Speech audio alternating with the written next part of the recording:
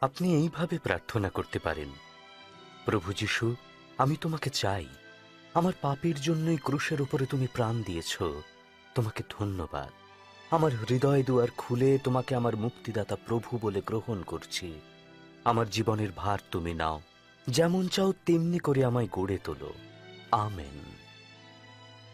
এই প্রার্থনাই যদি আপনার অন্তরের ইচ্ছা হয়, তবে যেখানেই থাকুন প্রার্থনাটি করুন।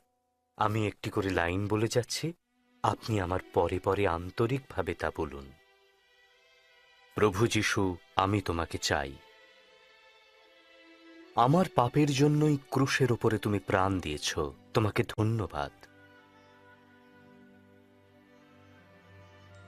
আমার হৃদয় দুয়ার খুলে দিয়ে তোমাকে আমার মুক্তিদাতা প্রভু বলে গ্রহণ